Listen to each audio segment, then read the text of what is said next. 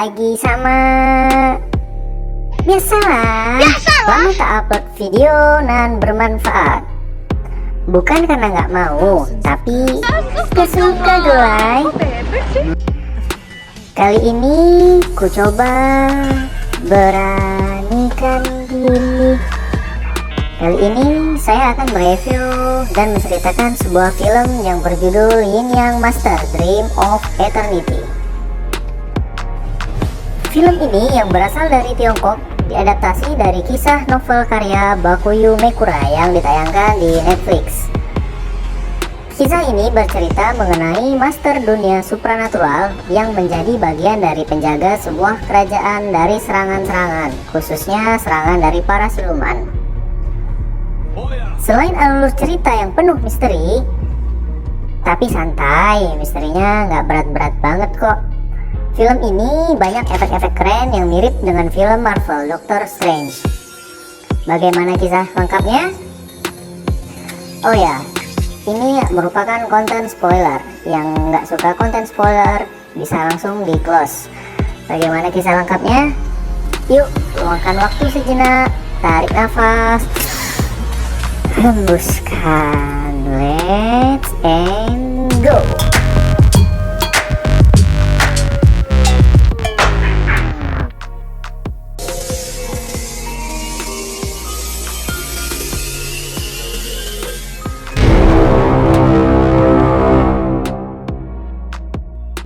Karakter utama bernama King Ming, berada di sebuah kutub es. Karakter King Ming belajar mantra perlindungan kepada gurunya, tapi gagal. Sampai akhirnya dewasa dan masih tetap tidak bisa. Sehingga membuatnya gagal menjadi seorang Yin Yang Master. Pembicaraan mereka terganggu oleh sebuah ular yang sangat besar yang menerobos masuk ke dalam pelindung yang ada di kutub es. Sang guru yang bernama Zhong Xing mengeluarkan mantra pemanggil untuk memanggil 3 roh penjaga dan melindungi muridnya. Sampai akhirnya suatu serangan area menyerang King Ming dan teman-temannya. Karena King Ming tidak bisa menggunakan mantra pelindung, gurunya menggunakan mantra pelindung untuk melindungi King Ming. Tapi gurunya terkena serangan dari ular tersebut, beban King Ming. Pada akhirnya, salah satu roh pelindung dari gurunya, yaitu roh emas, mengorbankan dirinya untuk mengalahkan ular tersebut.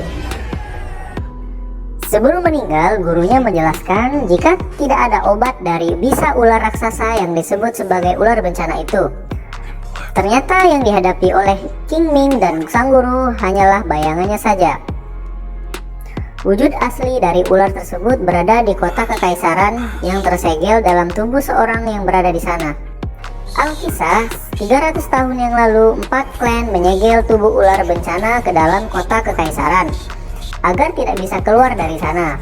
Maka setiap ular itu bangkit, perwakilan dari 4 klan akan melakukan ritual penyegelan terhadap ular tersebut.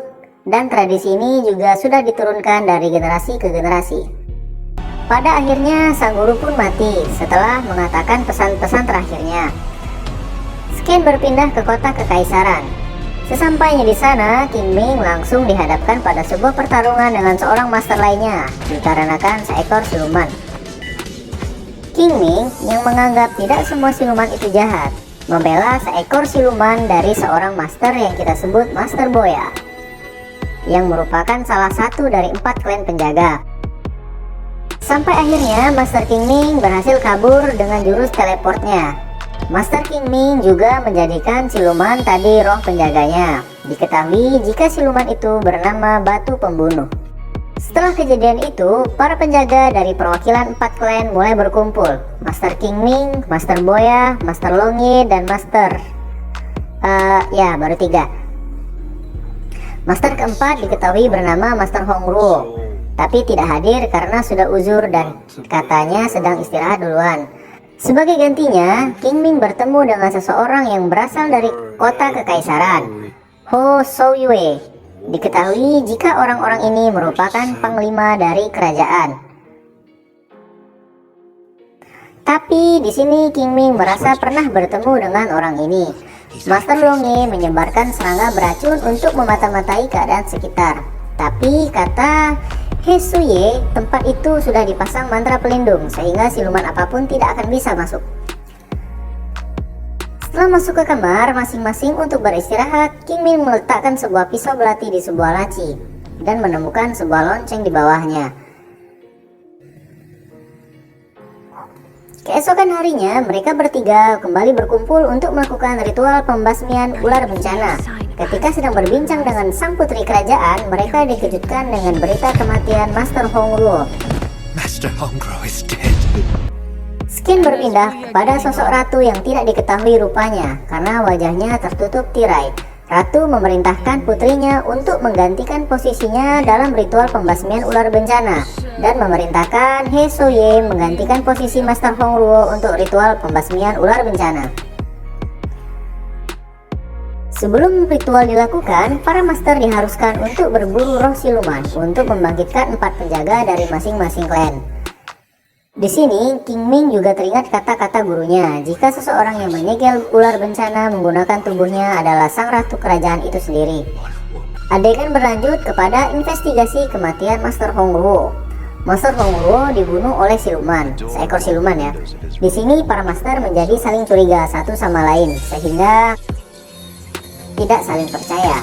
Ternyata Master Boya memasang alat penguping di semua ruangan para master. Master King Ming juga memasang mantra untuk melihat ke semua para master.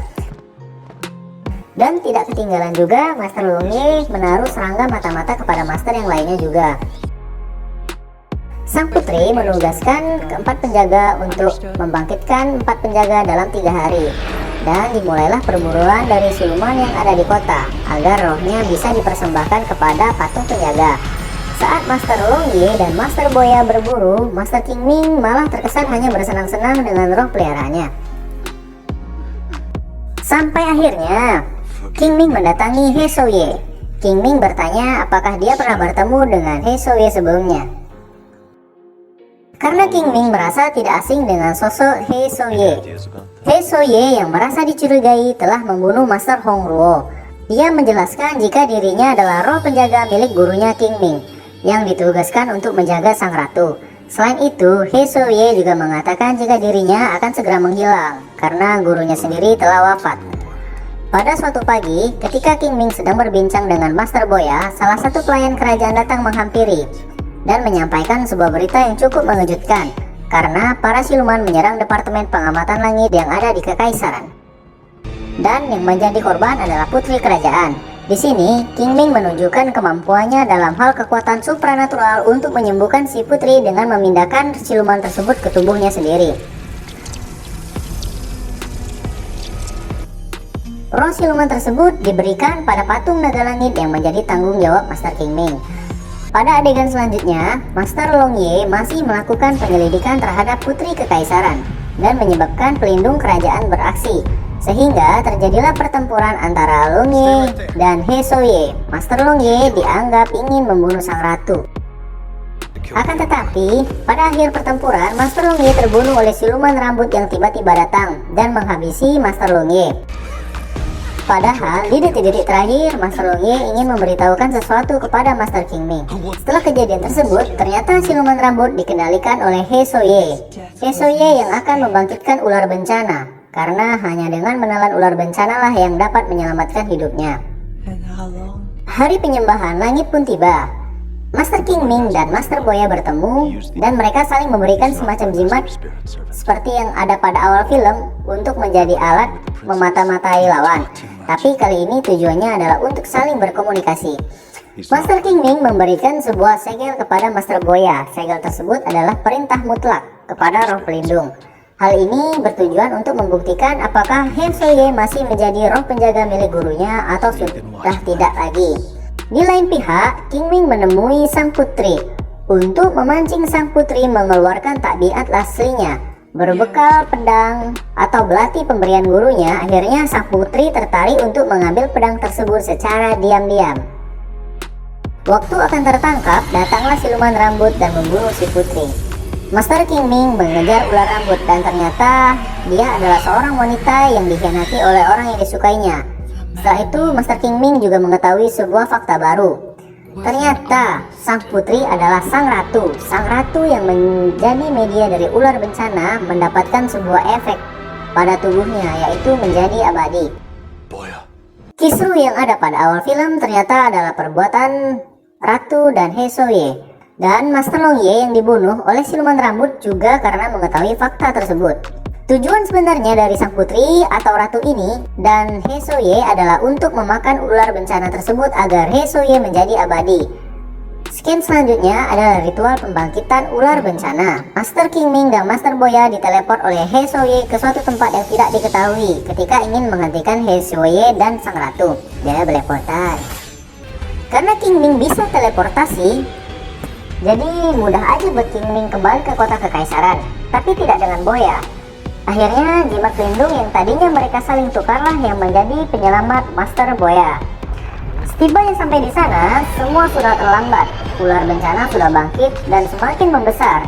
Karena sejatinya ular bencana menyerap energi dan emosi negatif yang ada di kota kekaisaran. Di sini, patung yang diberikan makan roh jahat tadi aktif untuk menjadi semacam penjara yang akan mengurung ular bencana agar tidak keluar dari kota kekaisaran. Akan tetapi, sebuah patung tidak aktif karena Hesoye tidak pernah memberikan makan roh jahat kepada patung itu. Untuk menghentikan ular tersebut, Master Kingming memanggil roh penjaganya. Karena Hesoye yang sudah bergabung dengan ular bencana menjadi sangat kuat, sehingga para roh penjaga Kingming dikalahkan dengan mudah. Master Boya memiliki ide untuk mengganti patung yang tidak menyala dengan tubuhnya. Akan tetapi, Master Kingming harus bisa mengendalikan dengan menjadikan Master Boya sebagai roh penjaganya. Pertempuran berlanjut sampai akhirnya Master Kingming berteleportasi menuju ke tempatnya sang ratu. Master Kingming menjelaskan sesuatu kepada sang ratu dengan menggunakan ingatannya. Ternyata gurunya Kingming adalah cem-cemannya sang ratu di waktu mudanya. Sang guru ternyata sama persis mukanya dengan Hesoye. Sang guru yang jatuh cinta pada sang ratu berniat untuk melindungi sang ratu. Tapi sang ratu itu abadi, sehingga tidak mungkin jika dirinya harus melindungi sang ratu selamanya. Jadi sang guru membuat sebuah roh pelindung dari kekuatannya dan membuat kontrak kepada roh pelindung yang terbuat dari kekuatannya tersebut untuk melindungi sang ratu selamanya. Masih ingat dengan ocehan gurunya kepada Kingming saat akan meninggoy? Ternyata itu adalah kata-kata terakhir untuk sang ratu, dan kata-kata itulah yang menyadarkan sang ratu. Pertempuran masih berlanjut antara Master Boya yang sudah menjadi roh pelindung Master Kingming dan Hesoye yang sudah bergabung dengan ular bencana. Pada akhirnya pertempuran dihentikan dengan ratu yang membunuh dirinya sendiri. Dan di saat terakhir, Hesoye mengeluarkan serangan yang akan membunuh mereka semua. Akan tetapi, Master Kingming berhasil mengeluarkan jurus pelindung yang selama ini tidak bisa dikuasainya. Dan dengan ini, Master Kingming sah menjadi Yin Yang Master seutuhnya. Dan film pun berakhir bahagia. Ya, itu tadi merupakan film yang keren banget. Alur cerita yang agak membingungkan buat otak gue yang standar ini. Banyak efek-efek keren sepanjang film yang mirip dengan film Doctor Strange, yang buat kita nggak bosan dengan filmnya. Jangan lupa like and subscribe ya teman-teman. Sampai jumpa lagi di rangkuman film selanjutnya. Bye-bye.